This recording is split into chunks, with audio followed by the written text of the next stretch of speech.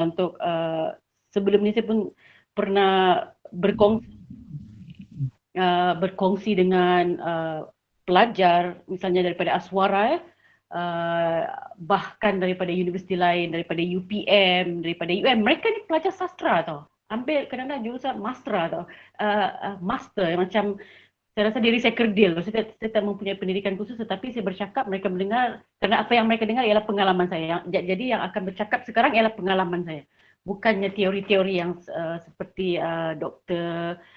Syarif berkongsi awal tadi tentang teori-teori, jadi ya mungkin agak berbeza. Jadi saya harap adik-adik walaupun pukul 2 begini sedap untuk tidur, tapi dengarlah sekejap saja dan selebihnya nanti saya lebih suka sesi bertanya. Soal jawab tu penting sebenarnya. Soal jawab tu penting dan selebihnya nanti ialah hubungan kita di luar selepas inilah saya mengalu-alukan kalau ada lagi yang ingin kita panggil. Kalau Kadazan cakap, Dr. Sim, keep in touch. Kalau Kadazan panggil, keep in touch. Betul, keep in touch. Sebab pengalaman, ilmu 2 jam, 3 jam tidak habis kita kongsikan. Sebenarnya kalau macam saya telah berkarya lebih daripada, kalau serius lah, 15 tahun. Jadi bagaimana 15 tahun tu jatuh bangun saya mau berkongsikan dalam 2 jam? Memang tak akan cukup. Memang dia tak akan cukup sebab betul. Kan. Jadi apa yang bakal saya kongsikan ini adalah paling asas sebenarnya. Di luar selepas tu ialah proses. Jadi adik-adik ni sangat beruntung sebab ambil kursus yang khas khusus untuk menjadi seorang mungkin penulis, mungkin karyawan, mungkin orang yang akan menjaga sastra, yang akan membentuk sastra, yang akan mengembangkan sastra, yang akan menjaga sastra itu sendiri. Jadi adik-adik ada satu kekuatan, ada satu platform yang di landasan yang tepat. Tinggal lagi nanti prosesnya di luar sana sebab dia akan mengambil masa yang agak lama. 3 tahun di universiti itu belum satu jaminan lagi kita akan keluar berkarya atau menghasilkan, kita panggil sekarang masterpiece lah. Jadi itu mukadimah saya lah sebab sedikit berkaitan dengan, saya menambah sedikit lah Dr. Sim ya. Setakat ni saya sudah menghasilkan untuk tahun 2021 ni saya mempunyai 3 karya baharu. 2021 ni 3 karya baharu yang sudah terbit, bakal terbit. Wow. Ya. 2020 ada 2. Jadi semua sekali ada 34 buah buku. Novel dewasa, novel remaja, buku cerpen dewasa, buku cerpen remaja, novel kanak-kanak, buku-buku terjemahan dan alhamdulillah setakat ni ada 18 buku-buku ni dia diiktiraf lah untuk hadiah sastra di Malaysia dan juga di Sabah. Wah, tahniah. Tinggi-tinggi kepada Puan Rohaini ya. Haraplah di antara kita itu yang akan ikut jejak kaki ya Puan Rohaini. Ya, sebab saya berkongsi begini sebab dia boleh jadi motivasi untuk adik-adik sebenarnya. Sebab penulisan ni dia boleh menjana pendapatan, keuangan sebenarnya. Betul. Sebab dia boleh buat duit sebenarnya. Boleh buat duit sebab ini bidang yang bukan saya pilih tetapi sastra ni memilih saya untuk bergelut, bermain di padang sastra. Mula-mula saya setakat suka-suka saja. Menulis sebab melepaskan kepenatan, menghapus kesunyian ataupun sekadar suka-suka buat puisi hantar tersiar. Tapi saya okey tersiar, cukuplah dapat tahniah. Tapi mulanya saya bergiat aktif ni sebab saya mengikuti satu pertandingan. Saya ingat satu pertandingan menulis cerpen. Cerpen ni cuma 7 muka surat. Bayangkan ya, Dr. Sim adik-adik 7 muka surat tetapi hadiah utama yang saya dapat pada waktu tu RM4,000. 7 muka surat RM4,000 hadiah dia. Lumayan juga tu. Sangat lumayan. Jadi ada waktu tu saya rasa wow. 7 muka surat buat cerita yang macam begini, yang perpaduan kau boleh dapat ni. Jadi dia starting point lah kita panggil lah, starting point untuk saya menggali lebih dalam lagi apa sebenarnya sastra, kenapa dia memberi saya sebanyak ini sedangkan saya cuma untuk suka-suka saja. Itu dari awalnya saya bergiat serius. Saya mula menggandakan pembacaan. Ya, saya mula menggandakan pembacaan. Seorang penulis tu kalau dia tidak membaca dengan banyak, dia tidak akan menjadi penulis yang baik. Jadi sebulan saya akan berbelanja untuk membeli buku-buku.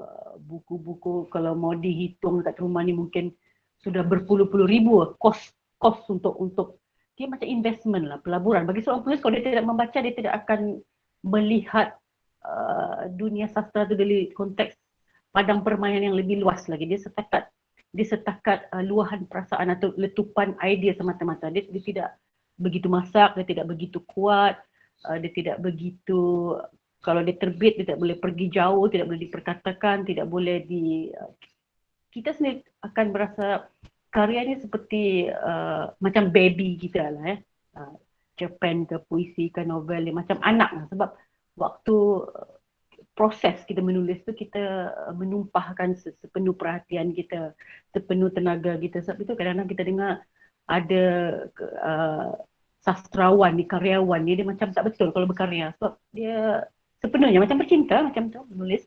Menulis ni bercinta sebenarnya. Sebab itulah kebanyakan puisi-puisi ni, puisi-puisi cinta. Jatuh cinta, putus cinta kan. Walaupun mereka tak mengalami tetapi kita panggil dongeng perasaan. Sastra ni adalah dongeng perasaan kita, saduran ataupun pengamatan kita terhadap dunia yang betul kita salurkan dia, kita mencipta satu dunia yang baru. Dunia tu mungkin dunia yang kita ingin lihat. Dia refleks kepada persekitaran sekarang. Jadi adik-adik kalau ingin mungkin sekarang, mereka doktor sedang membuat karya ke untuk projek akhir?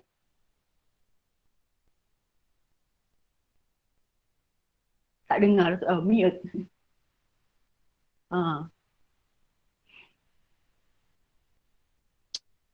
Yeah. Mic dah belum on. Oh, mic. Mungkin Dr. Sen terlupa agaknya. Oh, sebenarnya mereka tahun 2 tu dia dah pilih dia punya tajuk dan genre. Dia pilih tapi kebanyakan kali ini keramaian daripada mereka semua pilih puisi. Tidak tahu kenapa. Oh, okey. Puisi ya. Puisi dan ada juga yang novel dengan cerpen, tapi kalau secara perbandingan lebih puisi. Tapi 80% daripada mereka pilih skrip filem sama tahun 3 cerpen novel dengan cerpen. Yang tahun 3 itu saya rasa ada di antara 40 lah daripada mereka pilih karya kreatif dan 20 lebih tesis dan itu sajalah. Yang tahun 3 mau habis sudah. Dia dalam bulan Jun kena hantar. Tapi yang tahun 2 baru start. Dia ada 3 semester. 3 semester maksudnya lingkungan 14 minggu satu semester dalam lingkungan 42 minggu kan untuk habis. Untuk menulis Okey, baik.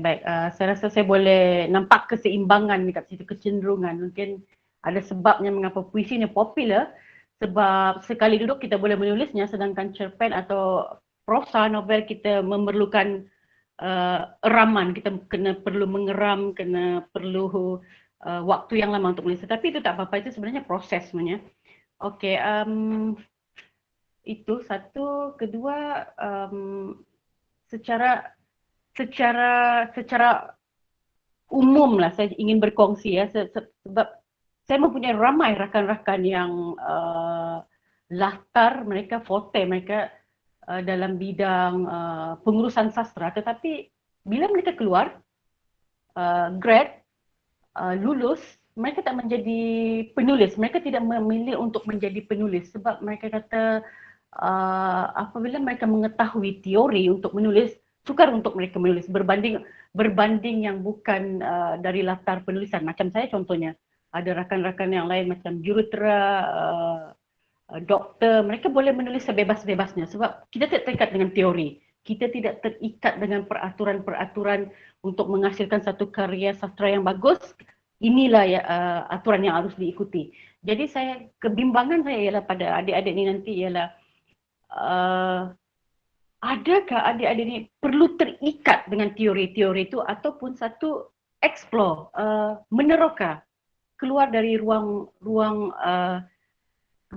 di bilik kuliah tu. Jadi salah satu caranya ialah dengan membanyakkan pembacaan. Pembacaan ni sangat kritikal. Sedangkan yang sudah mapan-mapan pun selalu dinasihatkan, kita panggil, disarankan untuk membanyak pembacaan, sebab kalau melalui pengalaman saya menjadi penilai, bukan saja pelajar tahun-tahun akhir dengan kerja kursus mereka, bukan saja di UMS bahkan di universiti lain, ialah mereka kekurangan feel, kekurangan idea ada, masalah ada. Ya, masalah ada. Sebenarnya sebuah buku ni yang kita ceritakan ialah masalah sebenarnya. Kalau tidak masalah kita tidak boleh menulis. Kalau kita tidak patah hati, kalau kita tidak dilamun cinta, kalau kita tidak jatuh tersungkur, kalau kita tidak berasa sunyi, kita tak akan menghasilkan puisi. Orang yang sunyi dia akan menghasilkan puisi. Orang kebanyakan puisi di Malaysia 80% ditulis ketika hari hujan dan minum kopi. Percaya atau tidak, buatlah kajian. Ya betul ni. Itu faktanya. Saya buat kajian. Betul. Kenapa puisi ni sering dikaitkan dengan kesunyian, jatuh cinta, hujan? Kenapa tidak ketika waktu-waktu yang lain? Kenapa? Sebab ia sesuatu yang mengalir. Puisi ni adalah perasaan yang mengalir. Sesuatu yang mengalir tu sangat mudah untuk diceritakan, sangat mudah untuk ditulis sebab semua orang boleh faham walaupun tanpa berbicara. Jadi puisi ni adalah kata-kata tanpa perlu kita berbicara. Walaupun dia sekadar 7-8 perenggan, nampak mudah, tetapi sebuah puisi yang baik sebenarnya puisi-puisi yang kalau adik-adik tahun 2 membaca atau tidak puisi-puisi T. alias Taib, Rosli K. Matari, Jasni Matlani, Zurina Hassan, ni puisi-puisi yang penulis-penulis penyair lah, sampai penyair-penyair yang sudah mereka buat untuk kritikan dalam kursus. Okey. Kritikan lain satu, kritikan pun sangat penting. Universiti, adik-adik sekalian, penulis di luar sana berharap pada adik-adik tahu untuk menghidupkan kritikan. Kritikan di Malaysia sangat lesu. Ahli akademik sekarang mereka sudah terlalu dibebankan dengan banyak tugasan. Jadi adik-adik ni berada di platform yang betul. Jadi kalau menulis puisi, menulis cerpen, menulis novel sudah terlalu banyak.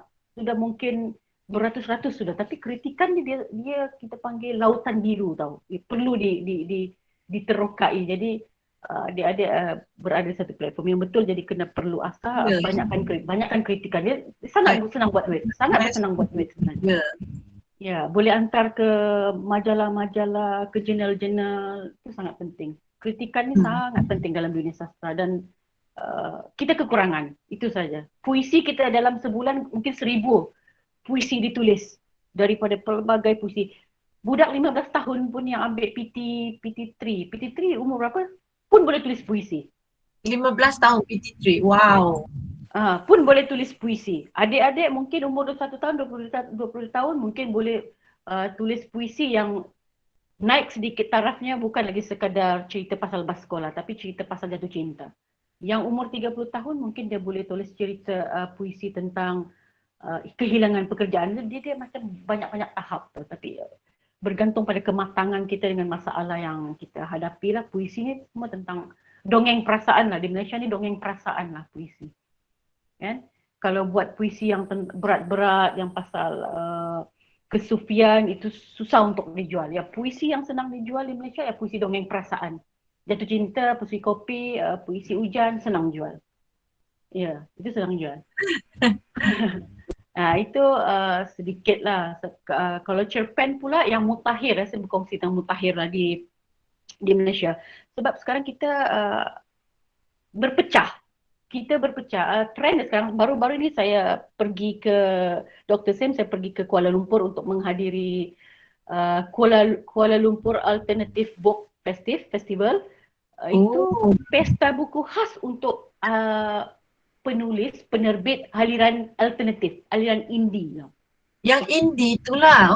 Ya, indie. Okey, dia ada satu kecenderungan lah bermula daripada awal pertengahan 2020 sehingga ke tahun ni, dan dia akan berlarutan lagi beberapa tahun kemudian, ialah menulis kritikan dan juga penterjemahan. Jadi mungkin adik-adik peluangnya ke situ. Buku sastra kurang. Buku sastra sangat kurang sekarang. Dan kalau penerbitan syarikat-syarikat yang unggul, yang mapan macam Dewan Bahasa misalnya, mereka sudah cenderung ke arah EPUB, e-publishing, dan mereka menerbitkan cuma karya-karya penulis-penulis yang sudah ada nama. Mungkin saya perlu betul terang, adik-adik kalau hantar ke sana kemungkinan untuk ditolak 200%. Jadi Ayuh. ya, ini hakikat. Kita harus jujur dengan hakikat. Kalau adik-adik mau meneroka, mungkin harus ke alternatif yang indie ni. Indie sekarang kecenderungan mereka mencari karya kritikan dan juga puisi. Dan puisi harus lebih selektif lah. Puisi bukan lagi sekadar puisi-puisi yang ala-ala 70-an, 80-an. Itu memang tidak akan boleh terjual. Jadi Tema dia. ya, tema tu sudah bereksperimen. Kadang-kadang puisi dia bercerita tentang bangku, tentang kerusi, tentang bola, tentang dinding. Tetapi anak-anak muda suka Dr. Sim. Jadi ini senario berlaku. Jadi bila saya tengok, saya ni golongan yang, saya sudah 40 tahun Dr. Sim. Bila saya saya membeli buku puisi tersebut, saya kata, oh ini ke yang bestseller? Puan, ini bestseller. Sudah tercetak 3,000 lebih. Bila saya tengok cerita pasal bola, pasal remote, pasal remote AC, pasal dinding, saya kata, oh macam ni ya trend semasa. Jadi adik-adik di sini perlu alert lah dengan trend ni. Kita cerita tentang explore kita punya kemampuan, bukan tentang mau menghasilkan masterpiece pada tahap ini. Kalau itu kecenderungannya, saya risau dia akan membantutkan kita punya kreativiti dan bakat lah, sebab di Malaysia ni secara jujurnya tak ada penulis jadi kaya, Dr. Sim. Ya. Tak ada penulis jadi kaya. Ya, jadi mungkin itulah yang menjadi penyebab mengapa. Dan kekangan juga tu. Kekangan, tetapi ambil itu sebagai satu motivasi sebenarnya untuk masuk ke ruang tu. So, ramai juga penulis-penulis yang boleh hidup sebenarnya, boleh hidup. Jadi adik-adik tak perlu risau tentang itulah, sebab ruang dan peluang tu sentiasa ada. Tetapi sekarang kita bercakap tentang kita explore bakat dan menyalurkan karya tu ke mana selepas ini. Itu yang lebih penting sebenarnya kan, sebab sayang masih kalau adik-adik ada pendidikan formal dalam dunia penulisan tetapi tidak dimanfaatkan sepenuhnya, sebab di luar sana sastra ni sebenarnya salah satu teras daripada dasar pendidikan, Dr. Sim. Adik-adik, teras maksudnya sesuatu yang betul-betul kita perlukan, tetapi masyarakat tinggal lagi nak menerima bentuknya tu, ataupun kalau kita bercakap tentang sebuah buku ataupun sebuah karya-karya apa yang di tangan adik-adik sekarang ni yang mau dipersembahkan kepada masyarakat, kepada khalayak. Adakah ia pengulangan tulisan sastrawan yang lalu-lalu, ataukah ia akan mengalami satu transformasi? Adakah ia akan memberikan sesuatu yang baru? Kita nak sesuatu yang baru, yang segar, kalau di istilah saya suka ni Amerika Latin kata sesuatu yang meniup minda kita. Bahkan lahir meniup minda kita, yang membuai kita, yang menyesatkan kita bila kita membaca ini. Saya ambil istilah budak-budak alternatif ni lah. Dia kata, adakah karya yang boleh membuat kita terpesona sehingga disebut-sebut, bila terlalu disebut-sebut, masyarakat mencari. Bila masyarakat mencari, buku itu terjual dan untungnya penulis. Ya, betul. Kita sedang mencari dia punya trend seperti ini. Itu tiada sebenarnya. Ini kita panaskan enjin sajalah dulu sebelum saya masuk kepada perkongsian saya. Jadi kalau ada apa-apa soalan boleh diutarakanlah secepat. Kita kalau boleh kita buat sesi ni sebagai satu yang mesra lah, yang santai. Tidak rasa stres, adik-adik rasa stres kan. Dia memang tu. Oh, so semua belajar ada dengar ke? Dengar. Soalan tu. Ada soalan tak? Ada soalan. Semua fasih, semua expert sudah. Mungkin diorang sedang menghadam ya doktor. Ya, mesti mengambil cabaran untuk menulis cerpen lah. Jangan lari dengan puisi semua. Itulah. Sebenarnya puisi ni salah satu platform untuk kita mengembangkan kita punya kegairaan sebenarnya Dr. Sam. Dia tidak salah sebenarnya. Kalau mereka ni tak boleh menulis sesuatu yang berat, dia harus dimulakan dengan sesuatu yang mudah dan ringan. Bila berhasil, bila sesuatu yang ringan dan mudah tu lancar, mereka akan setapak demi setapak akan explore lagi diorang punya kemampuan. Jadi itu sesuatu yang baik sebenarnya. Cuma bila kita terlalu selesa dengan sesuatu yang mudah dan ringan ni, risau, kita tak boleh melihat kemampuan kita di tahap yang lebih besar, lebih tinggi lagi. Jadi perlu mencabar diri lah. Dia perlu Saya ada satu soalan ya, kalau mereka tak ada. Yang soalan ialah, adakah penerbit indie ni sekarang lepas pandemik okeykah mereka? Sebab masa itu macam mereka ni dia memang naik terbitan dan juga orang ramai suka sebab mereka ada dia punya tema politik masa itu perubahan kan. Betul, tapi betul. sekarang ni apa keadaan di politik kita ni memang tidak stabil, ekonomi juga tidak stabil. Adakah mereka mengalami masalah penerbit? Penerbit indie beberapa tahun yang lalu, mungkin adik-adik faham, kita mendengar tentang Duboc Press, Legend Press yang syarikat-syarikat melawan arus ya. Sekarang penerbit-penerbit ni semua sudah bungkus, sudah gulung tikar dah Dr. Sim. Sebab itu yang saya katakan tadi, di sebalik semangat kita yang berkobar-kobar untuk meneroka, di semangat kita punya keinginan yang besar untuk kita panggil mendobrak dunia sastra tu, kita terlupa kesederhanahan itu sebenarnya.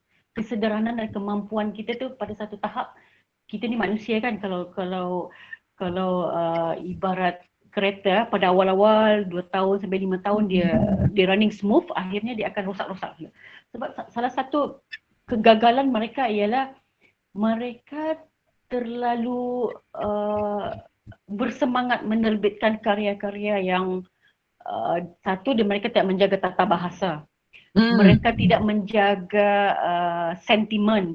Mereka tidak menjaga semua keras kualiti yang diperlukan untuk menghasilkan sebuah sastra yang baik. Buku sastra, walaupun hari ini terbit 500 naskah, dia tidak boleh terjual. Mungkin dia ambil masa 2-3 tahun. Tetapi buku sastra, kalau dijaga dari awal sampai akhir penyuntingan tata susun, tata bahasanya, latar, dia punya latar, semua dijaga dengan baik, dia boleh hidup. Dia tidak popular sekarang, tapi dia hidup. Tetapi karya-karya alternatif ni, pembaca karya-karya alternatif 5 tahun yang lalu, sejak doktor, saya ada soalan untuk memulakan, hilang sudah soalan tadi, okey. Terlalu cepat dia. Okay, nanti mungkin doktor boleh tengok soalan tadi. Okey, soalan. Okey. Pembaca buku-buku alternatif ni, mereka beranjak mencari karya-karya yang lebih mencabar pemikiran mereka. Okey. 10 tahun yang lalu, 10 tahun ya, 2014, 15, 16 pada waktu tu ya, karya alternatif ni dia mencanak-canak, booming. Dia booming dekat pas pesta buku, mereka ratusan ribu keuntungan mereka. Pada waktu tu, pembaca-pembaca mereka mungkin berusia 18 tahun, 19 tahun. 10 tahun akan datang, pembaca-pembaca ni sudah matang. Mereka tak mahu lagi baca karya-karya yang seperti ini. Mereka sudah kembali mencari karya-karya sastrawan negara. Mereka mencari karya-karya yang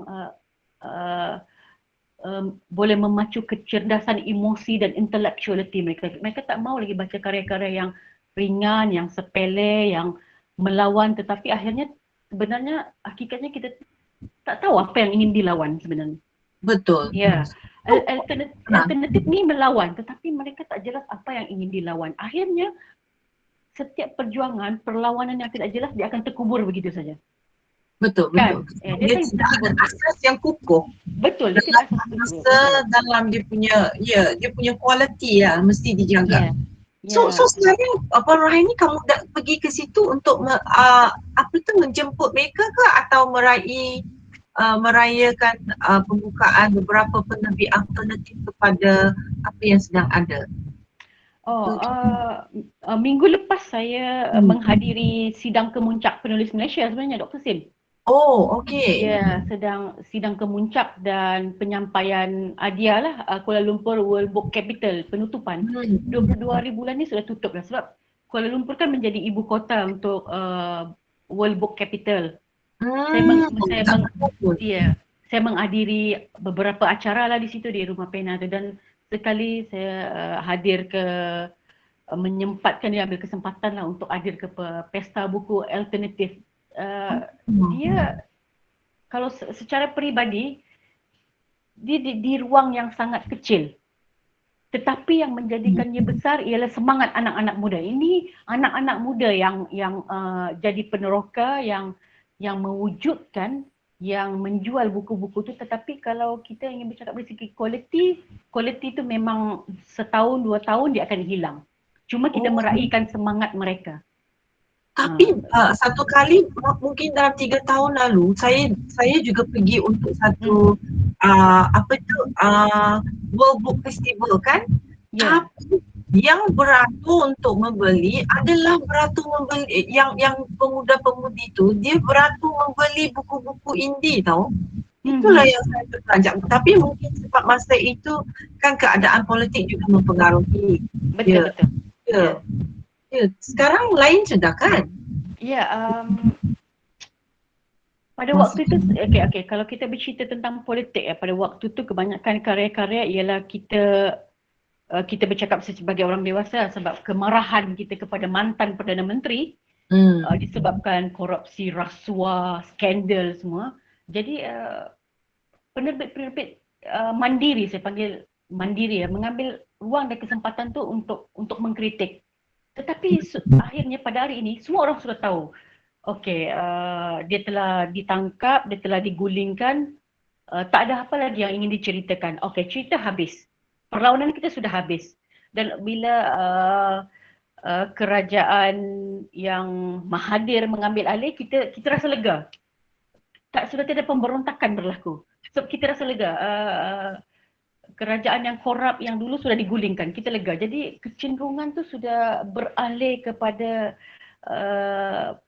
sekarang ni alternatif yang penterjemahan. Dia bukan lagi melawan politik atau mengentam kerajaan, tetapi lebih kepada penterjemahan karya-karya yang saya perhatikan, karya-karya daripada China, daripada Timur Tengah, kecenderungan alternatif sekarang menterjemah. Dan buku-buku agama, buku-buku yang ada perbahasan yang tentang lebih berat kepada mencabar intelek cuti, perlawanan-perlawanan kritik-kritik ni sudah tiada lagi Dr. Sim.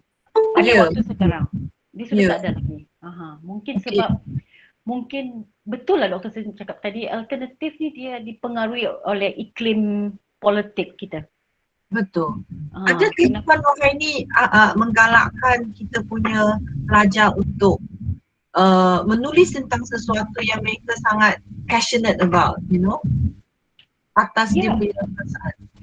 Ya, boleh. Sebenarnya karya-karya sastra, saya mengambil contoh karya-karya sastra yang hidup sampai sekarang, 100 tahun yang dulu ditulis, masih hidup sampai sekarang, ialah tentang masyarakat itu sendiri.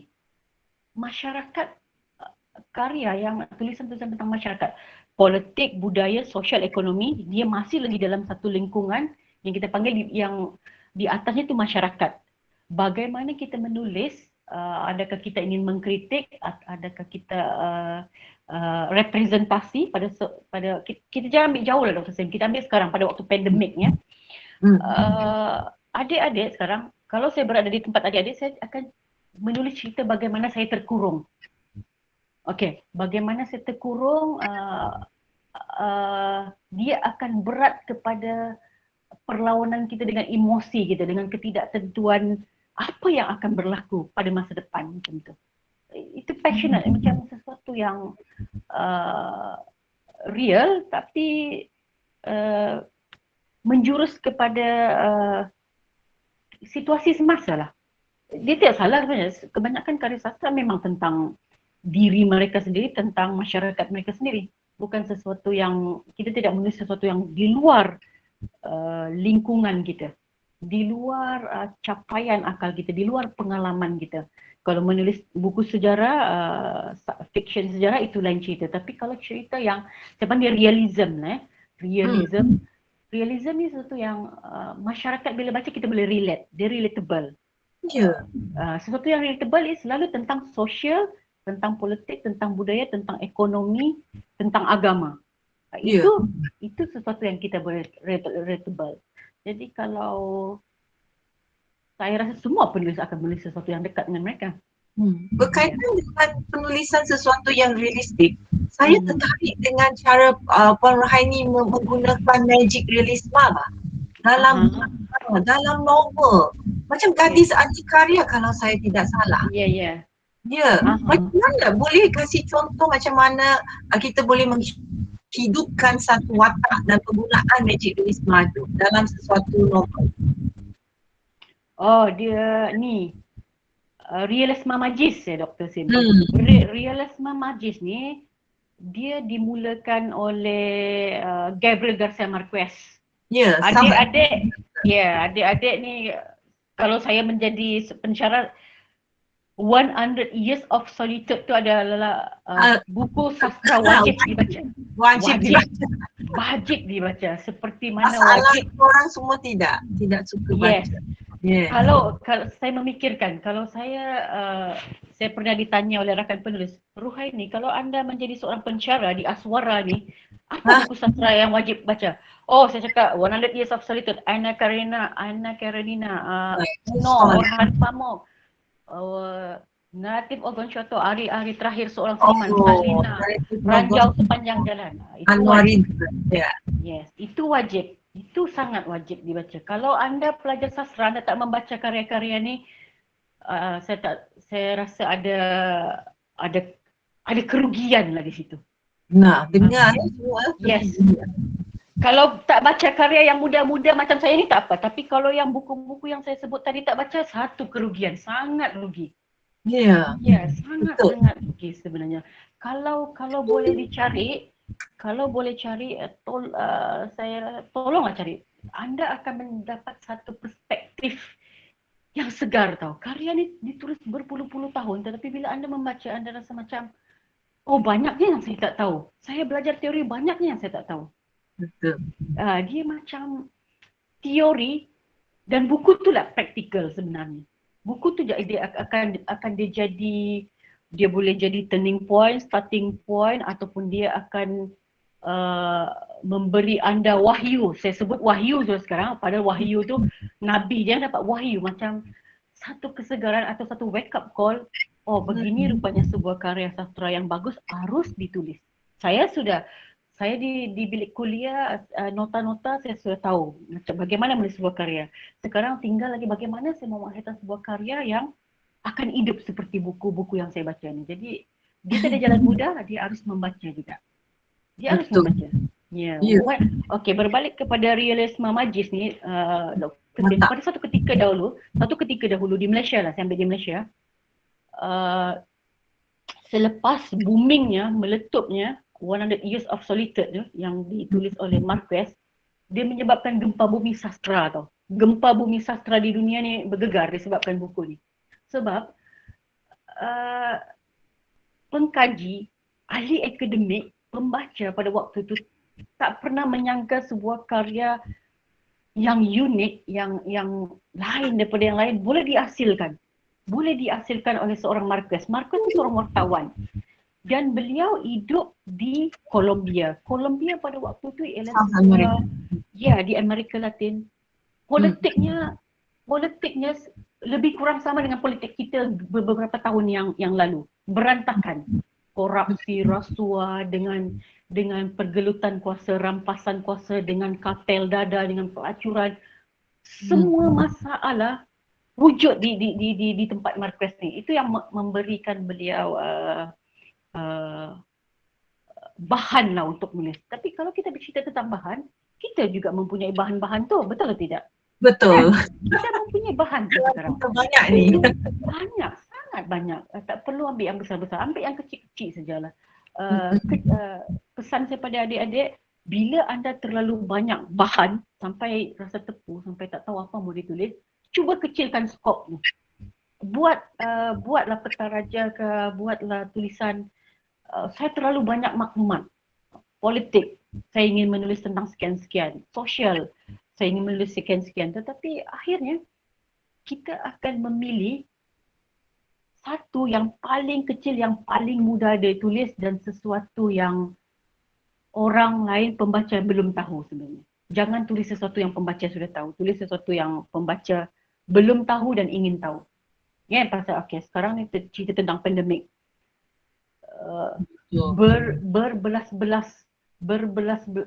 Beratus-ratus puisi tentang pandemik. Cuma ada mungkin satu puisi yang akan hidup 100 atau 200 tahun akan datang yang dihasilkan oleh penyair dekat Malaysia. Sebab saya ambil begini ada satu puisi, saya ni menilai, saya membaca eceran yang terbit di Surat Khabar. Okey. Mereka menulis tentang puisi pandemik, COVID, corona berasal dari Wuhan, dari pasar Wuhan. Itu semua orang tahu. Ya. Okey. Lepas tu dia bercerita kematian di seluruh dunia berjuta-juta. Itu semua orang tahu. Dia macam membaca statistik, macam Dr. Isham baca statistik. Kita buat puisi, kita ingin membaca sesuatu yang kita tak tahu walaupun kita sudah tahu. Betul. Macam mana tu? Macam mana mau difiksionkan maklumat yang ada pada kita sekarang, jadikan dia sesuatu yang memikat. Sesuatu yang, iyalah dongeng tapi betul.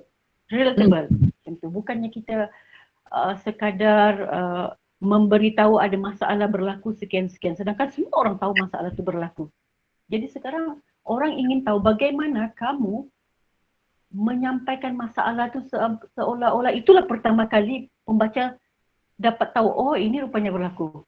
Ini rupanya yang berlaku di situasi di Sabah atau di Malaysia. Padahal semua orang sudah tahu. Ya, macam kalau di Malaysia ni baru-baru ni kalau puisi, sebab saya tengok tadi tahun 2 banyak tentang puisi sebelum saya masuk pada cerpen dan novel. Rosli Kematari lah, kalau adik-adik pernah mendengar nama ni. Rosli Kematari dia seorang penyair dari Terengganu. Tahu atau tidak, dia boleh menulis cerita tentang jagung. Satu buku puisi dia ada 80 semua tentang jagung. Tapi bila kita baca kita enjoy. Jagung. Tentang jagung. Okey. Puisi satu dia kata makan jagung pada musim hujan akan mengusir kesepian. Kita baca tu pada musim hujan, kita teringat Rosli Kematari. Oh ya Allah, sedapnya kalau makan jagung pada musim hujan kan mesti boleh menghapus kesunyian. Nampak tidak? Dia boleh buat macam ni. Nampak tidak? Dia simple tapi dia menarik. Puisi kedua dia cerita tentang jagung, dia simbol kepada perpisahan. Okey, sesiapa yang berpisah dengan pasangan makan jagung dia akan teringat Rosli Kematari. Nampak atau tidak? Jadi adik-adik kalau mau buat puisi, buat sesuatu yang ini kita panggil seksi tetapi simple. Dia tidak memasukkan jargon yang ayat-ayat bombastik sampai kita kena buka 6 kamus untuk faham puisi anda. Tidak. Betul. Simple saja. Jagung. Dikaitkan dengan perpisahan, dikaitkan dengan hujan, dikaitkan dengan pelabuhan. Puisi dia yang seterusnya, dia menunggu kekasihnya di pelabuhan. Ada orang lalu membawa jagung. Lepas tu kekasihnya datang. Setiap kali dia ke pelabuhan dengan kekasihnya, dia akan berterima kasih dengan penjual jagung tadi. Simple. Puisi-puisi sebegini, Pablo Neruda sudah menulisnya hampir 100 tahun yang lalu. Baca, kalau adik-adik mau tulis puisi yang baik, baca Pablo Neruda. Baca, kalau Pablo Neruda begitu sukar, baca Aan Mansur. Kalau Aan Mansur begitu sukar, baca Karim Muhammad, generasi baru penyair di Malaysia dengan Nocturna.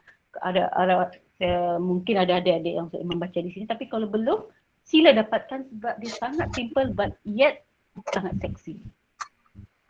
Puisi-puisi seperti inilah yang boleh jual, boleh hidup lama dan paling penting dia ada substan. Kontennya tu sesuatu yang boleh kita pertanggungjawabkan untuk berkongsi.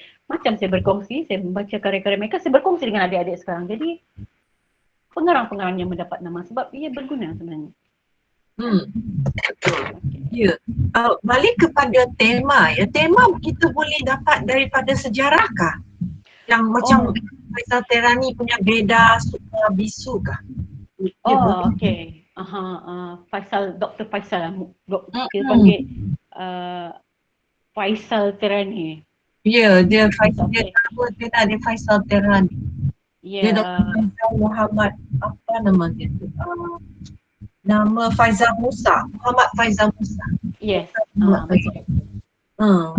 Faisal Terani ni sahabat saya, doktor. Oh. Ya. Bagus. Orang jadi saya bolehlah bercerita mengumpat pasal beliau sebab beliau ni ada satu, dia mempunyai sikap yang sangat jelas dalam karya beliau. Okey, dia bermula dengan, kalau adik-adik boleh mencari karya beliau 15 kah? 15. Iya, 15 yang dia memfiksionkan sejarah yang Melaka tidak ditawan oleh Portugis. Ya. Ya.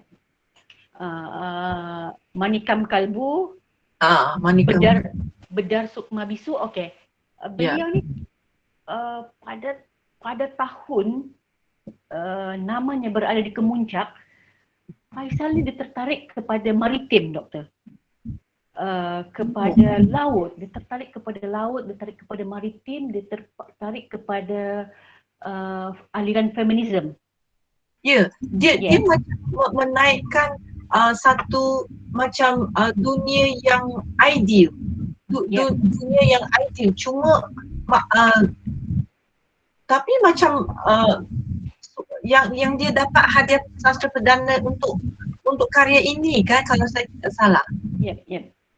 Tapi yang lain dia kena yang lain-lain dia punya karya tidak diterima kan? Okay.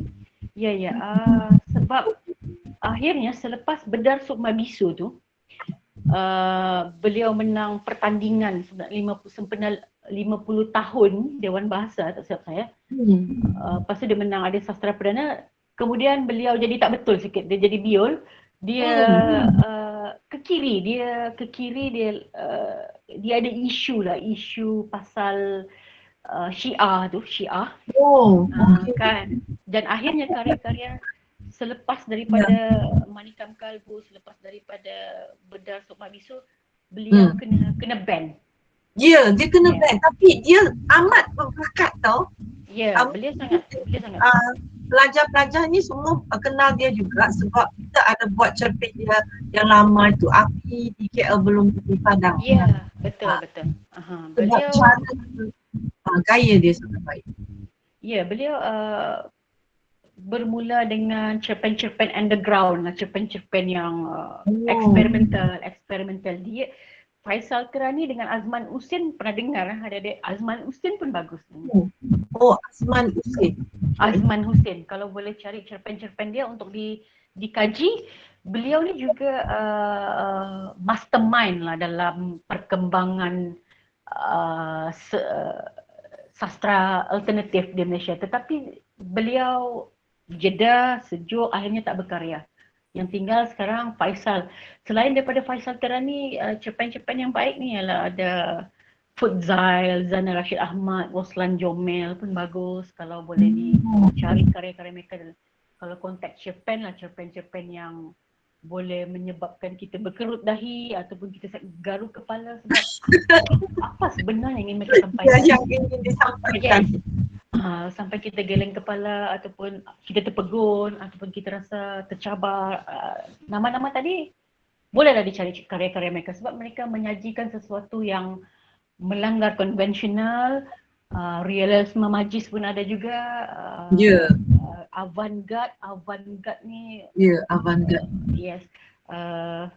Kalau yang baru-baru ni mungkin boleh cari Lokman Hakim, ya. Jadi Ya, Jasni Matlani juga kan? Pulau Jasni Tampan. Jasni Matlani beliau puisi-puisi beliau sangat bagus.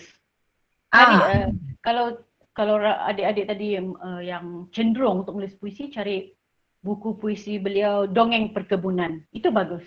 Okey. Okey, dia macam kita panggil antara sekarang ni antara pelopor puisi prosa lah di Sabah dan Malaysia. Jasni Matlani. Cuba kaji bagaimana beliau menulis puisi prosa ni. Okey. Mungkin boleh saya sambung bertanya juga. Bertanya ini lebih baik sebab kita dapat mencari lebih baik pengalaman. Ya. Yes, betul. Boleh tak Puan Rohaini cerita macam mana kamu macam merungkai atau merancang ya konflik yang terdapat dalam salah satu novel bagi misalan Gadis Adikaya atau yang Chesterton ini yang baru-baru ini. Macam mana kamu membina itu konflik supaya dia sampaikan kamu punya objektif nilai dia tu. Okey, konflik ni secara peribadi Dr. Sim, mungkin dia bergantung pada pengarang lah. Saya bukan pengarang yang apabila duduk saya akan berfikir tentang konflik sebab saya ni okey. Saya nak tanya sekejap Dr. Sim hilang sudah. Nanti Dr. Sim boleh baca soalan Ikram tadi. Boleh. Ikram okay. Saya nak tanya hanya tips untuk buat sedikit world building. Dia nak bina tu latar itu dunia yang baru tu. Macam beda semua tu dia ada dunia sendiri. Macam Puan Rohaini dapat buat tu hari-hari terakhir dia tu balik kembali ke satu masa mungkin. Khususnya dia cakap, khususnya jika seorang penulis nak buat cerita fantasy sci-fi tapi guna konsep reality and fantasy. Macam yang Final Fantasy 15 and 17 atau media lain macam François buku Percy Jackson tu. Mereka semua terpesona dengan filem-filem dan juga sci-fi fantasy yang sekarang ni. Kalau saya tidak salah ada seorang apa nama Amir Mushid kah? Yang Amir Mushid. Banyak laris jual dia punya novel sci-fi fantasy. Mereka nak tanya cara macam mana Puan Rohaini mula menulis sebuah novel. Macam adakah kamu rancang macam kita buat proposal atau kamu tulis saja? Kamu tulis saja semua tentang tu. Watak dia lah, konflik dia semua.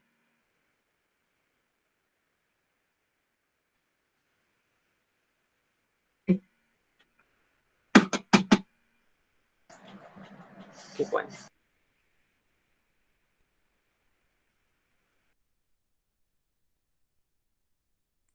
Kalau stuck sudah kan? Boleh dengar semua? Boleh doktor, boleh. Okey, boleh. Puan Rohaini punya stuck sudah? Dia punya Puan Rohaini yang hilang ni. Okey. Saya punya okey lah kan? Cuma itulah doktor, slide doktor tidak nampak. Doktor ada share slide? Ada share. Saya sedang presenting sebenarnya tapi rasanya Puan Rohaini tidak mau ikut itu slide bahkan. Dia ada dia mau cakap saja. Sudah balik kan dia? Okey. Puan Rohaini sudah tadi tu ada masalah lain rasanya. Saya stop presenting lah supaya dia tidak berat. Okey, ya. Tak dengar Puan Rohaini dia punya dia punya mic. Ya. Okey. Boleh. Di pasal latar tadi. Latar. Ikram ada bina itu dunia yang sci-fi fantasy itu. Ikram ni pernah berbengkel dengan saya kan, nama dia familiar lah Ikram ni. Ikram Akmal. Itu yang saya tanya balik. Kan? Ikram? Ya, saya letak. Ini anak didik saya ni Dr. Sim. Itulah sebabnya dia sudah siap dia punya tu, macam sudah siap dia punya pandangan. Okey. Ikram ni dia Okey, sekarang saya tahu sudah kenapa dia tanya soalan macam ni. Sebab baru-baru ni dia hantar 2 buah cerpen. Beliau ni hebat Dr. Sen. Okey, kita ada projek bengkel perolehan cerpen remaja Dewan Bahasa dan Pustaka. Dan Ilham ni antara yang dipilih oleh editor lah, dan salah satu cerpen Ilham ni sangat menarik sehingga saya pilih dengan editor untuk menjadi judul antologi yang bakal terbit nanti. Wah, Ikram. Ya. Dia Mantap Ikram, tahniah Ikram. ya. Iyalah. Okey. Jadi Tapi terima kasih sebab setiap tahun kita adalah salah seorang yang berbakat tu. Last okey. ada, ya. Okey. Jadi okey. Alang-alang saya berada di sini kan Dr. Sem. Jadi nanti kalau boleh Dr. Sem bagi nama-nama semua pelajar ni, saya akan majukan, hantar kepada editor, kita buat satu bengkel, kita hasilkan satu antologi ataupun kita usahakan untuk penerbitan supaya lebih cepat lagi. Boleh. Saya hantar sejak itu senarai yang buat karya kreatif, cerpen sama novel. Boleh. Adakah anda semua minat komik? Saya kurang pasti, komik. Sebab aku salah seorang yang sangat minat dia buat tu. Macam animasi, dia pandai melukis. Anime. Macam anime punya. Tapi itu sangat bagus. Sebenarnya dekat Malaysia ni cerita-cerita fantasi dia sangat kurang. Sekarang di Malaysia kalau yang sangat popular ialah Ahmad Patria Abdullah.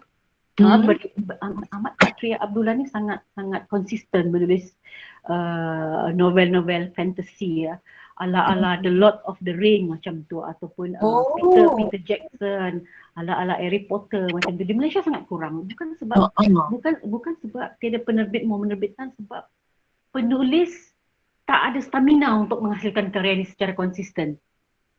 Ikram dengar Ya. Jadi kalau Ikram boleh memulakan, boleh konsisten selepas ini dengan genre ini, dia boleh jual lah, dia boleh berada di satu padang yang belum ramai orang bersesak-sesak. Kalau padang puisi ni ada 1,000 orang sudah di situ. Macam mana kita berimpit-impit? Kalau yang fantasi sangat kurang. Kalau thriller kita terus boleh Ramli Wang Mursyid. Dia boleh jadi jutawan sudah, dia buat thriller horror. Ramai penulis yang mau ikut dengan dia tak boleh sebab tak kuat energi tu. Dia stamina tak cukup kuat. Jadi berbalik kepada kemampuan kita sebenarnya juga adik-adik, kemampuan kita untuk mengangkat ataupun kita memilih genre sekian-sekian, fantasi, misteri, thriller, horror, sastra berat ataupun realisme magis ataupun karya-karya eksperimental, karya-karya yang berkhutbah, karya-karya yang sifatnya ilmiah, karya-karya yang sifatnya melankolik, karya yang bersifat sejarah ataupun macam-macam. Tapi persoalannya kita mampu atau tidak membawa suara kita ke dalam genre yang ingin kita pilih, kita kuasai semuanya. Kita kuasai satu, bukan saja kemampuan kita menulis daripada muka surat pertama sampai 150 atau 200 muka surat, tetapi cukup atau tidak kita punya peralatan sastra untuk mengangkat fantasi. Ruangnya tu sesuatu yang bila pembaca membaca, dia mahu percaya bahawa ruang tu tak sama dengan apa yang berada dengan masa sekarang ni. Sesuatu yang betul-betul macam kita tengok Harry Potter, kita ingin terpesona sebenarnya. Fantasi kita ingin terpesona. Thriller kita ingin adrenalina kita dipacu. Bila kita tengok cerita horror, kita ingin menjadi takut. Dia macam ada pro dan con sesuatu genre itu dipilih untuk membawa buah fikiran dan gagasan kita. Tapi kalau kita tak cukup tenaga, akhirnya nampak lompang di sini sana lah. Macam cerita, saya tak ingat judulnya, tetapi diterbitkan oleh satu penerbitan yang agak gah jugalah di Malaysia, PTS tak silap. Dia ingin menulis sebuah karya fantasi, tetapi bila kita baca, macam dunia nyata je ni, dia kembali ke nyata, dia kembali ke fantasi, dia sudah tak teleng macam tu. Jadi berbalik kepada soalan tadi ialah, kalau fantasi, cerita-cerita thriller, saya sarankan cuba buat draft lah supaya kita tak terbabas kan. Hmm. Buat kita panggil apa, carta apa, sebab Catat lah. saya tak pernah buat Pergerakan. macam ni, Dr. Sin, sebab saya penulis kategori diver atau penyelam. Saya duduk, saya akan menulis, saya tak terikat dengan apa-apa. Kecuali saya berhenti, saya akan berhenti jikalau saya ingin mencari maklumat sahaja. Untuk mengesahkan pemahaman saya. Tapi saya tak ada buku. Okey, kalau saya hanya akan menulis kalau saya buat puisi, tapi untuk cerpen, novel, saya tak terikat dengan apa-apa. Jadi saya tak ada buku catatan tentang saya jumpa cerita ni, saya buat gini-gini. Saya duduk, mungkin ini kita panggil bakat alam lah, macam kelebihan. Ya, kelebihan yang ada setiap penulis. Ada Ingat penulis tak? Puan Rohaini boleh ingat tak apa yang sudah ditulis? Tidak. Saya ingat. Saya akan ingat. Kecuali kalau saya tinggalkan lebih daripada 2 minggu, saya perlu membaca dari awal untuk saya, bukan saya lupa tetapi untuk mengekalkan momentum tu. Itu sahaja. Oh, maksud Puan Rohaini bila menulis sekaligus dia habis satu. Ya. Wow. Boleh. Saya Berapa boleh lama ya, boleh saya tanya? Berapa lama untuk menulis sebuah novel? Kalau yang paling novel paling cepat saya buat ialah 5 minggu, novel remaja. Wow. Paling lama yang saya buat 2 tahun setengah. 2 tahun setengah? Ya, 2 tahun setengah sebab saya tinggalkan, saya tulis 1-2 hari, saya tinggalkan, bukan sebab diambil proses lama, tapi terlalu banyak ditinggalkan, tetapi saya sudahkan juga. So maksudnya Puan Rohaini selalu akan pergi cari maklumat lah, buat penyelidikan, kan itu yang penting. Ya, penyelidikan bergantung kepada cerita itu sebenarnya. Kalau cerita itu memerlukan kita ilmu bantu yang rumit sedikit, jadi dia mengambil waktu yang lama. Tapi kalau cerita-cerita yang macam genre fiction sejarah ataupun cerita-cerita futuristik, itu sangat memerlukan kita untuk mencari seberapa banyak maklumat. Tapi kalau cerita fantasi, dia hayalan kita semata-mata. Imajinasi sajalah. Ya, kalau cerita-cerita fantasi macam Ikram, kita cuma mewujudkan satu dunia yang baharu. Tetapi di dunia baharu tu wataknya tetap manusia ataupun aiwan-aiwan ataupun robot-robot ataupun makhluk asing. Ya, sekarang katalah Ikram dia ingin menulis sebuah cerita fantasi. Cerita fantasi tu dia ada banyak-banyak tahap. Ada fantasi lembut, ada fantasi keras, ada fantasi yang separa lembut, separa keras. Tapi kalau Ikram yang saya baca karya dia ialah fantasi yang masih lembut. Yang macam kita di dunia nyata boleh relatable, boleh dipercayai. Fantasi ni kita boleh percaya atau tidak, itu sahaja konsepnya. Ya, kita pembaca boleh percaya atau tidak dengan dunia rekaan tu. Kalau pembaca tak percaya, maknanya cerita tu gagal. Macam tu. Ya.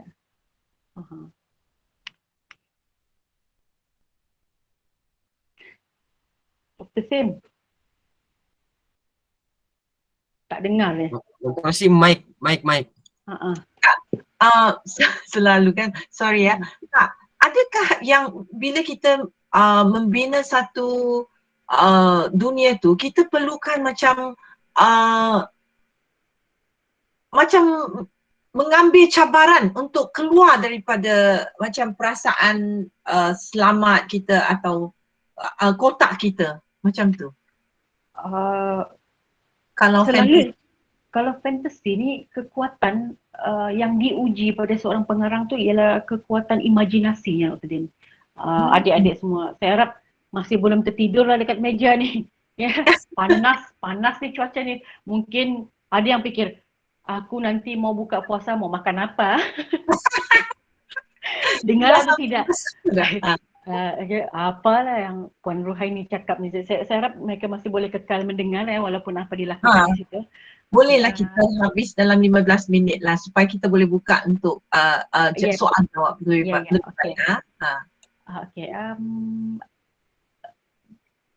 Soalan tadi tentang macam imajinasi kita. Imajinasi. cabaran untuk seorang pengarang? Okey, saya kalau Gadis Adhikara tu sebenarnya cerita fantasi. Tetapi latar ni di dunia nyata. Sebab itulah dia boleh dipanggil realisme magis. Okey, sekarang kita belajar terma baru ya. Dunia nyata campur fantasi di satu ruang yang sama, dia jadi realisme magis. Realisme magis ni dia real tetapi magis. Tetapi itu bukan menimbulkan keairanan bagi semua orang. Okey, saya ambil contoh macam 100 Years of Solitude karya Gabriel Garcia Marquez. Karya itu dipanggil realisme magis kerana dia menciptakan satu dunia baharu, tetapi dunia baharu itu menyalin dunia asalnya. Okey, dia menyalin dunia asalnya dan dia mewujudkan cerita-cerita berdasarkan berita-berita yang dia baca di surat khabar. Dia memfiksionkan dunia nyata tu ke dunia yang lain dan di akhirnya menjadi betul benar-benar magis hanya macam ni. Okey, ada manusia yang boleh tumbuh sayap kemudian terbang ke langit. Ya.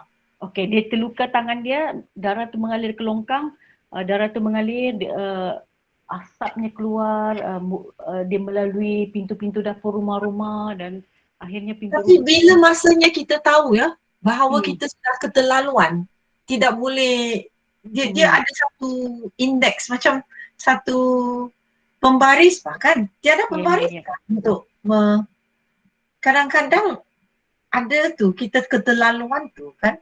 Oh ya. Dia istilahnya kalau orang putih cakap orang putih kata kerasukan tu Dr. Sim. Kesarungan ya. Kesarungan ni maksudnya kita terbabas lah, kita terlalu excited. Excited. Akhirnya kita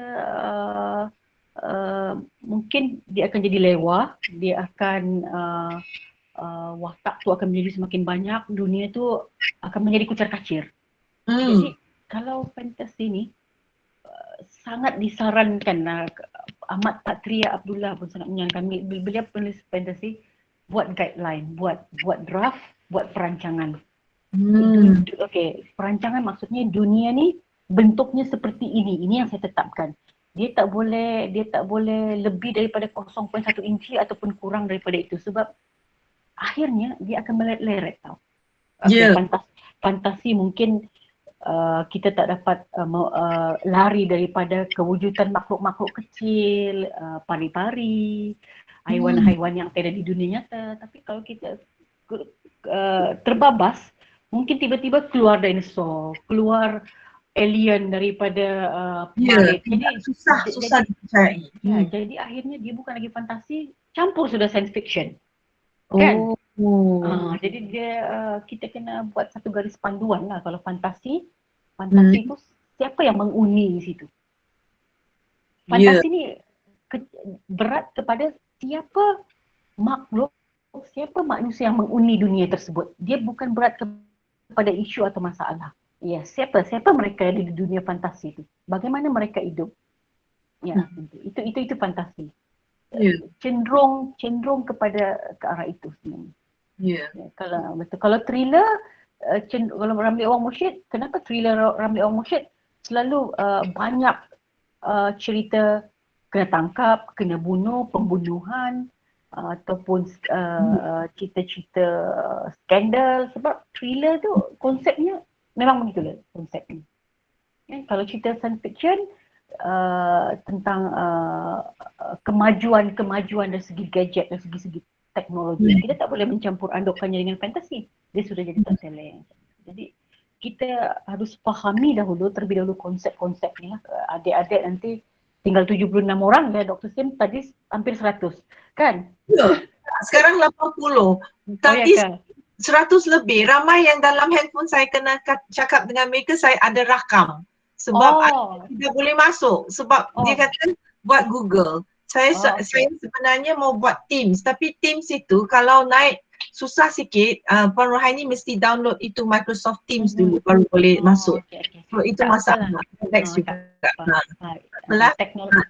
Okey, saya buka masa ini untuk lebih soalan bukan dari saya sekarang, daripada pelajar, sila biar Puan Rohaini rest sikit ya. So kita tunggulah. Kalau kamu semua shy, malu-malu, bolehlah type. Type di sini, saya akan pancarkan juga. Saya akan apa tu, tanya. Ada apa-apa lagi? Hello, Ya, siapa ni? Ya, Apika. Nurul. Atika, Afika. Clear kah saya Clear, punya clear. suara? Ya. Saya ada soalan kepada Puan Ruhaini. Ya. Saya mau tanya apa proses kreatif Proses yang kreatif Puan, apa tu dia?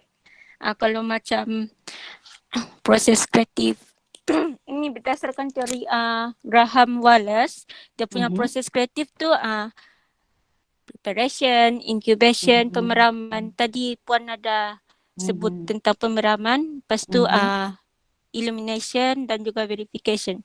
So based on keempat-empat tu, saya mau apa tu? Saya harap Puan boleh berkongsi lah apa proses kreatif. Pencerahan, ya. Proses kreatif saya ataupun secara umum tu Adik Nurul? Secara umum lah kan? Secara umum, ya. Oh, okey. Okey, sekali lagi ini bergantung kepada penulis tersebut. Ada penulis dia melalui proses yang singkat untuk berkarya. Ada penulis dia melalui proses yang sangat panjang. Proses dia penulis ada yang katalah wartawan ya, kebanyakan penulis di Malaysia ni wartawan. Dia sudah ada bahan sebenarnya. Okey. Macam saya, bahan saya sangat terhad. Sebab dunia saya dunia manusia yang tak banyak masalah. Dunia keuangan semua orang tahu masalahnya ialah tentang balance sheet, tentang kunci kira-kira. Kita tak banyak masalah. Wartawan banyak masalah. Seorang guru mungkin banyak masalah. Seorang penjual buah masalahnya lain. Jadi bergantung kepada latar belakang penulis itu, pengarang itu. Kalau saya secara peribadi saya tak melalui proses kreatif ni. Saya jenis yang saya dapat idea, dapat ilham, saya duduk, saya menulis. Itu ada satu karya yang macam tu. Ada satu karya yang lain, saya mengalami proses pengeraman.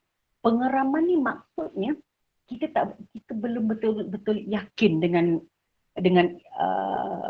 idea tersebut. Mungkin kita yakin bila kita mau duduk, mau tulis tapi kita tak boleh tulis. Macam kalau pengarang berpengalaman dia akan berkata saya kena cari maklumat. Okey, pengeraman tu termasuklah proses mencari maklumat.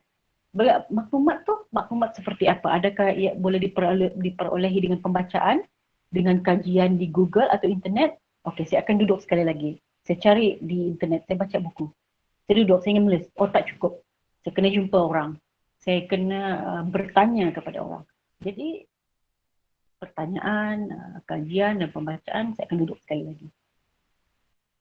Kadang-kadang boleh menulis berdasarkan proses ni tadi, kadang-kadang tak boleh menulis. Jadi, masuk kepada proses ketiga, pemerhatian. Pemerhatian ni ialah macam ni. Ambil waktu, kita sudah ada maklumat, kita sudah ram, kita sudah cari bahan, kita sudah buat kajian, tapi masih boleh tulis lagi.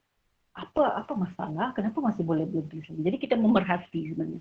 Pemerhatian ni mungkin dia akan ambil masa beberapa bulan ataupun ada pengarang yang ambil beberapa tahun sebab dia menunggu satu waktu yang betul-betul tepat lah untuk menulis. Sebab ada setengah cerita tulisan atau buku, bila pembaca-baca cerita tu nampak mudah, nampak ringan, nampak simple, nampak konvensional, bukanlah karya-karya yang bergenre science fiction atau berat-berat yang memerlukan kerja berat, tetapi yang menghalang seorang pengarang tu untuk menulis dengan laju ataupun menulis sekali duduk ialah feel tu atau rasa tu.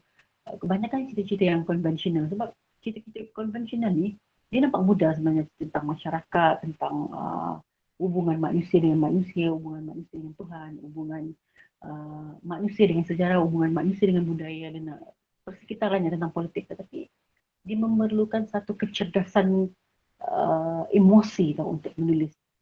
Baca tidak kat buku-buku yang konvensional macam contoh saya ambil Snow lah, Orhan Pamuk nanti ada di Indonesia. Dia mahu menulis satu perenggan ni. Satu perenggan, saya bacakan di sini. Ada contoh. Dia ambil masa yang sangat lama.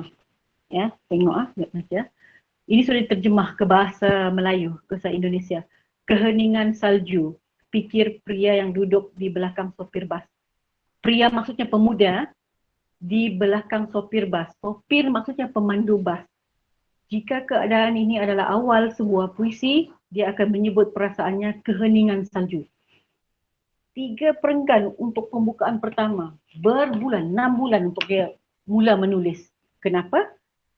Sebab dia memerlukan kecerdasan emosi untuk menulisnya. Bila kita baca pun saya membaca, saya akan tutup seketika dan saya mengamati. Oh, dia membayangkan dia hidup dalam puisi, dalam perenggan pertama tu. Nampak simple kan? Tetapi kalau kita ingin menulisnya, dia ambil waktu yang lama untuk pengarang yang mapan. Jadi macam bergantunglah raman tu macam mana, pemerhatian tu macam mana, bergantung kepada penulis tu. Tapi kalau bagi saya akan mengambil waktu yang sangat lama untuk menghasilkan karya yang sifatnya konvensional. Macam hari-hari. Ya. Hari-hari terakhir Rinjai Sultan itu konvensional, tetapi saya mengambil waktu Dr. Sim, saya pernah berkongsi dengan kawan-kawan. Bayangkan saya ingin menutup perenggan terakhir novel tersebut. Saya ambil masa 2 bulan. 2 bulan. Saya menginap di 6 hotel yang berbeza untuk 6 perenggan terakhir novel tersebut. Tak datang-datang. Hilang. Dia sangat-sangat Apa yang difikirkan? Macam mana menutupkah? Menutup itu semua konflik ke atau dia menutup dan membuka ni, dia sangat struggle untuk seorang pengarang sebenarnya, Dr. Sim. Untuk memulakan tu kadang-kadang mudah, untuk menutup tu kadang-kadang susah.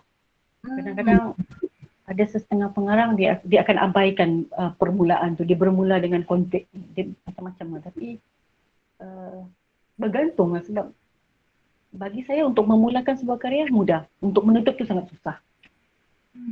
Sebab kita mau pastikan kan nilai yang kita nak sampaikan itu memang daripada mula itu samalah. Yep. Dia macam ni adik-adik Dr. Sim.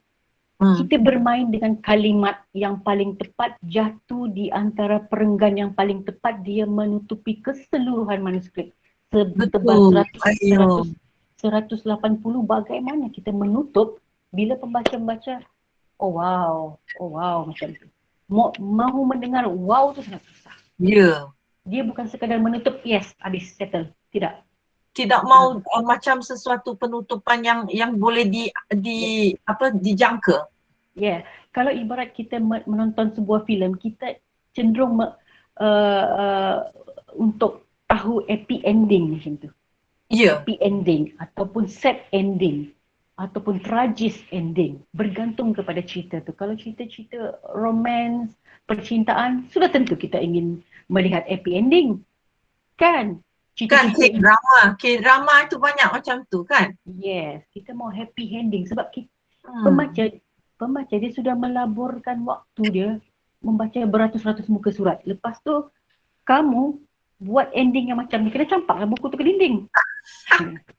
Kan? Betul. Jadi itu satu cabaran, untuk saya pernah baca satu kritikan terhadap satu skrip K-drama itu yang sangat hangat tu bila dia mula tu. Tapi dia punya ending dua orang lelaki dengan seorang perempuan. Dia punya penulis skrip itu pilih untuk pasangan kedua, yang lelaki yang kedua tu, dia bukan watak utama yang dapat girl itu. Lepas dia punya last episode, apa terjadi tau? Dia semua selalu dapat 5 bintang setiap episode. Last episode 3.5.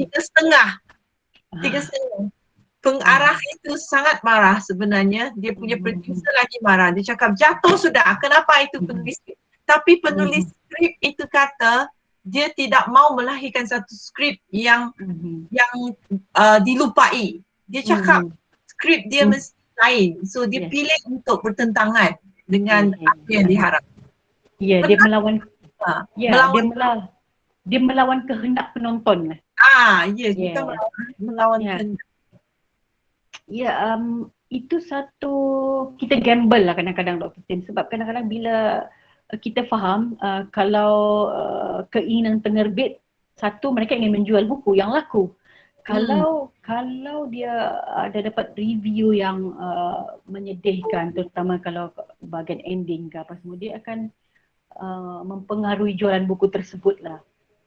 Tapi kalau buku sastra, dia cenderung kepada memilih kalimat-kalimat yang seperti yang akan diingati oleh pembaca.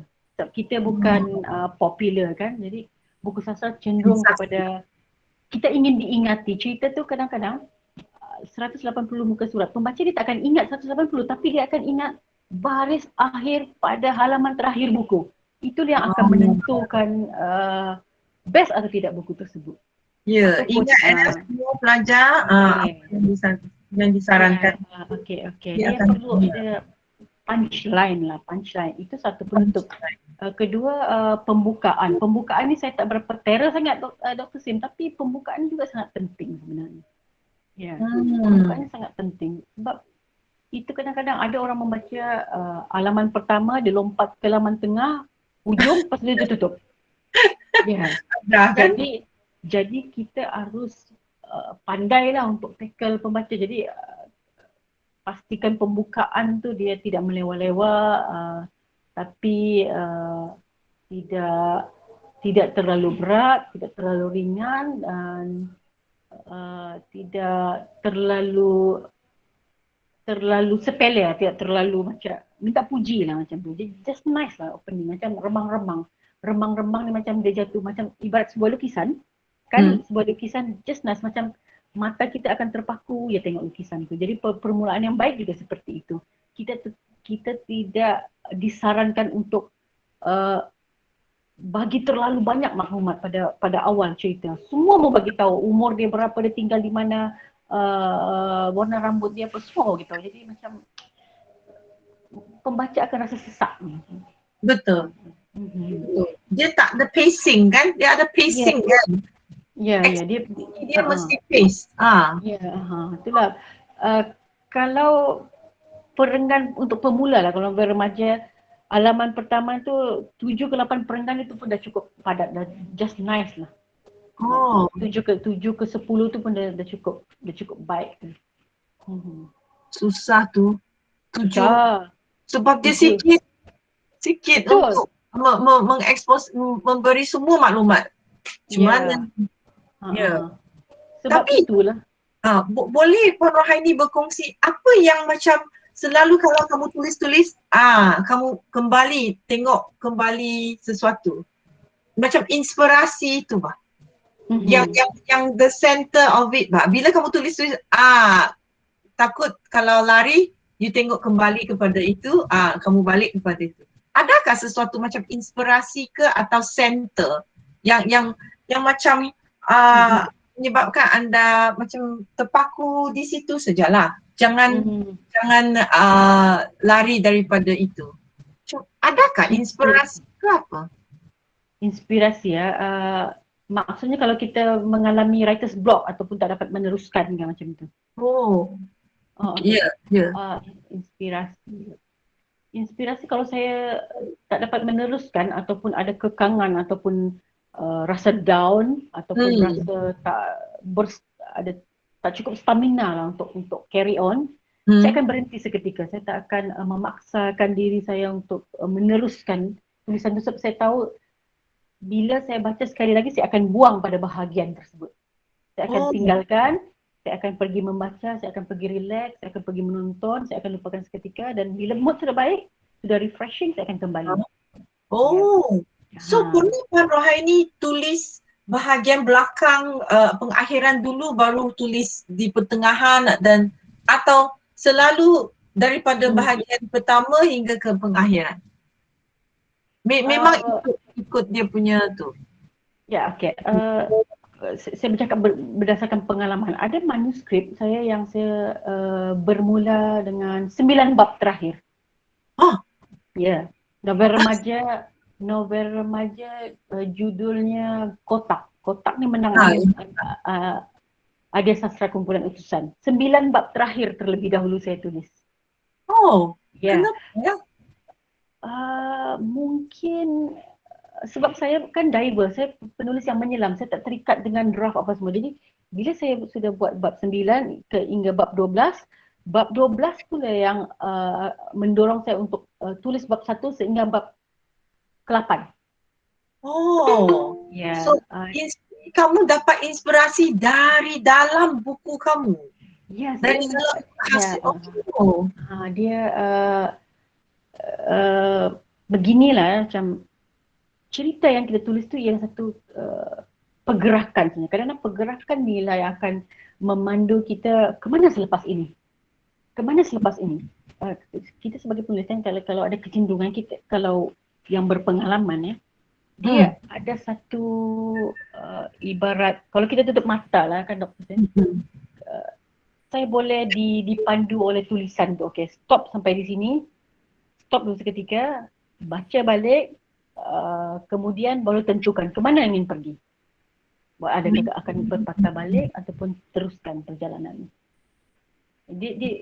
Keselesaan kita, dia tak ada satu formula yang betul-betul tuntas yang mengatakan kita perlu ikut teori ataupun formula A to Z atau Z to A. Dia bergantung kepada dia. Ya, dunia kreatif ni dunia yang mengalir sebenarnya. Kata-kata itu mengalir, ilham itu mengalir. Betul. Cerita itu mengalir, dia unstoppable. Ya, dia tak ada form yang tetap. Dia tidak boleh satu bentuk. Betul. Kalau ada 10 pengarang, mungkin mereka akan menceritakan proses yang sama, tapi perjalanan itu berbeza-beza. Jadi bergantung lah, sebab manusia ni kan macam-macam. Tapi pengarang lah. Dari segi emosi, bukan selepas kamu habis satu karangan atau satu karya, bukan kamu rasa macam emosi kamu sudah drain kah? Sudah macam wow. Yep. Macam jet lag lah kan. Jet lag. Ya. Dari segi emosi sudah kering tidak jugalah Dr. Sim. Sebab kita sebagai pengarang yang berpengalaman, kita contohnya macam ni, kita memandu kereta, itu lampu empty tank sudah menyala-nyala kita boleh badan kita, minda kita boleh tahu bila masa kita patut stop atau kita teruskan pada beberapa kilometer lagi. Menulis juga seperti itu, kita boleh teruskan, tapi pada satu ketika bila kita rasa tulisan itu sudah terlalu kering, sudah terlalu tiada nyawa, sudah terlalu tepu, kita akan berhenti. Sebab nanti kalau kita meneruskan, dia akan jadi mengarut tau, dia akan jadi pada waktu itulah kita akan menulis sebanyak-banyaknya dialog. Atau itulah kalau sebuah novel lah contoh, kalau terlalu banyak dialog, sebagai pembaca yang sudah banyak karya, kita dapat mendengar, penulis ni menulis banyak dialog, mesti dia pada ketika ni dia sudah kekeringan idea. Dia tak boleh, dia sudah tak boleh sustain, dia sudah tak boleh keep up dengan prosa. Dia tulis dialog untuk memanjang-manjangkan lagi muka surat. Jadi kelemahan ni. Okey, itu satu tip yang baik. Okey, bagus, terima kasih. Ada lagi ke pelajar soalan-soalan? Ada lagi soalan? Siapa ada soalan? Ada lagi? Dia semua proses. Fazil ada soalan? Ya, ada juga soalan lah kalau tak keberatan. Okey, boleh. Saya ada soalan untuk Puan Rohaini. Untuk cerpen sekarang ni, genre apa yang paling popular bagi Puan? Cerpen. Paling popular. Cerpen, kalau melihat kepada yang disiarkan di surat khabar arus perdana cenderung kepada cerpen-cerpen yang temanya pandemik, tetapi bukan lagi memaparkan tentang isu virus itu sendiri, tetapi tentang survival. Survival ni adalah tema yang sekarang banyak ditulis oleh pengarang-pengarang tanah air. Semua cerita tentang keresahan, ketidaktahuan tentang apa yang akan berlaku pada masa hadapan. Dan kalau bercerita tentang teknik, semuanya konvensional sifatnya, lebih kepada konvensional. Dan yang popular itulah pada waktu ni, semua tentang pandemik. Puisi pun tentang pandemik. Kita dilambakkan dengan tema-tema ataupun idea-idea seperti ini. Mungkin sebab kita faham, sebab kita resah kan, kita takut. Kita berlumba-lumba untuk mendokumentasikan apa yang berlaku sebab ini akan berakhir. Isu ni akan berakhir. Kita akan kembali kepada normal nanti. Satu ketika nanti mungkin 5 tahun, 6 tahun masyarakat akan membaca tulisan kita. Oh, macam ni rupanya pada tahun 2021 manusia terkurung. Macam ni rupanya, kesiannya dia orang. Ini ada kaitan kan? Kaitan dengan fiction jadi sejarah sejarah juga untuk manusia ya. Jadi tak adalah eksperimen ataupun teknik bagai sebab semua konvensional, sebab kita merakam apa yang berlaku sekarang dan kebanyakannya ialah tentang saya perasan tak ada tentang mengkritik atau apa. Kalau menyindir individu tertentu yang melanggar SOP, ya itu ada. Kan? Baru-baru ni ada cerpen yang dia kritik pasal Nilofa pergi Langkawi sebab dia jealous kan, kita cemburu. Jadi sebagai pengarang kita ambil kesempatan untuk menyatakan ketidakadilan. Sebab kita patuh orang lain yang tahap-tahap kayangan ni tak patuh dan akhirnya dia mencetuskan kemarahan rakyat. Dan penulis yang ambil kesempatan ni dia merakam. Jadi beberapa tahun akan datang dia akan jadi sejarah lah, jadi khazanah. Jadi perlu juga lah adik-adik kalau mau tulis cerpen seperti ini, inilah waktunya sebab kita dah bahan yang banyak. Macam-macam boleh tulis. Selain daripada keresahan, selain daripada hilang pekerjaan, selain daripada norma hidup yang sudah berubah, akhirnya kita menyedari apa yang lebih penting, hakikat yang lebih penting pada waktu ini. Adakah mengejar kemewahan, adakah persaudaraan, adakah menguatkan keimanan kita sebab kita tak tahu apa yang berlaku, kematian boleh berlaku begitu saja. Jadi macam-macam boleh tulis sebenarnya. Macam-macam boleh ditulis dan walaupun orang lain juga akan menulis hal yang sama, tetapi kita fikirkan tentang beberapa tahun akan datang. Tulisan-tulisan yang kita dibaca sebab macam kita membaca Albert Camus The Plague ya. Yes, sebelum COVID ni di London dulu 2 juta orang mati disebabkan flu. Yes. Albert Camus pula mengungkapkan tentang masyarakat yang meneka-neka sebab waktu tu teknologi tak ada lagi. Statistik bacaan statistik berapa mati setiap hari tak ada lagi pada waktu tu. Pada waktu cerita tu ditulis. Jadi semua masyarakat dia menggelabah. Dia merakam apa yang berlaku pada tu. Menggelabah, akhirnya dia meneka-neka lah. Oh, ini mesti dah ya makhluk asing apa semua ataupun ada agenda politik yang ingin menghapuskan jumlah etnik manusia. Jadi dia macam akhirnya bertukar menjadi satu teori. Teori ni dia bertukar kepada politik. Jadi kita tak boleh mempolitikkan tentang pandemik ni. Semua orang tahu, maklumat di ujung jari kita. Jadi apa yang kita boleh buat yang tulis tentang sesuatu yang dekat dengan kita, tentang survival. Survival ni sangat penting. Betul. Kalau saya harap itu boleh menjawablah apa yang popular. Yang popular pandemik. Okay, so kita sampai di sini sebab rasanya macam wow, 3 jam terlalu lama lah. Ya, betul. Macam terlalu the energy bah untuk menjawab semua soalan tu.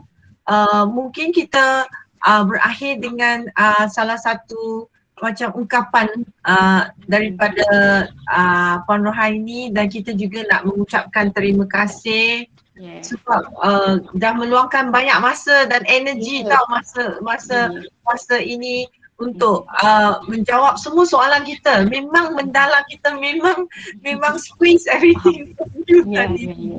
Ya. Dan Kalau kita berada di satu ruang, di ruang fizikal, saya rasa ini mungkin akan boleh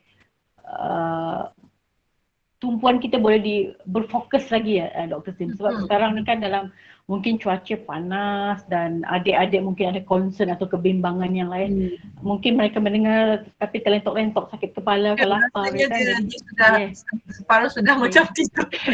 Saya juga bila saya berkuliah bagus awal, bagus pagi. Tapi kita tak ada pilihan sebab mereka semua penuh. Betul. Hanya hari Jumaat ni masa petang dia tak ada. Ya. Okey. Satu tapi sebelum kita menutup, saya berharap dalam berapa orang tadi, ada 100 orang ya, Dr. Sim? 101 penuh sampai tidak boleh masuk, ada 3-4 orang tu tadi. Okey. Saya mahukan nama-nama mereka ni. Saya akan serahkan kepada editor sebab editor ni memang dia menangani bahagian buku kanak-kanak dan remaja, jadi ini satu platform yang betul. Jadi saya akan bagi nama adik-adik. Kalau sekiranya ada bengkel perolehan, semua dipanggil, diserap, jadi kita mau menghasilkan karya. Ya. Di DPP kan? Ya, terima kasih atas anjuran Puan Rohani, dan kita juga nak merakam terima kasih banyak-banyak sebab share tips-tips ya. Kita dapat macam pengamatan kepada masalah yang dihadapi dan cara mengatasi juga ya masalah dalam menulis sebuah karya kreatif. Tidak tersangka ya begitu susah sebenarnya. Ya, betul kan? Dan memang seni itu karya itu sebuah seni lah. Memanglah kita nak kata tidak seni itu tidak ngam lah lagi ya. Ya, betul. Ya. Okeylah.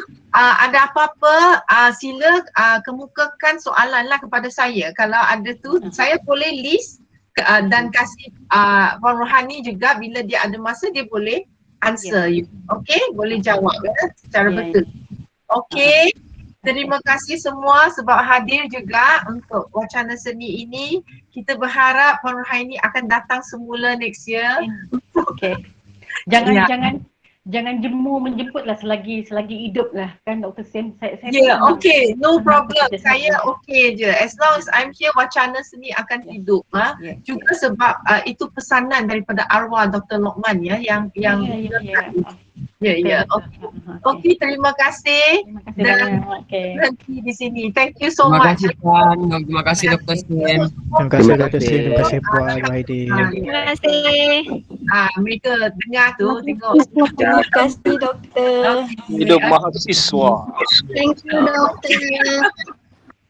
Okay, thank you ya. Boleh beredar sudah semua. Thank you, see you. Okay, saya akan berhubung secara teks ya. Okay, baik. Terima kasih Rest ya. sudah. Kamu mesti kena Terima rest. kasih Puan. Thank you, bye-bye.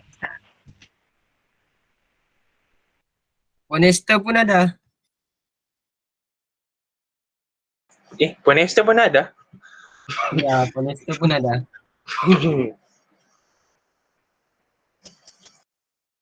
Okey. Kita tengok siapa yang lambat keluar, dia yang tidur. Jangan kau yang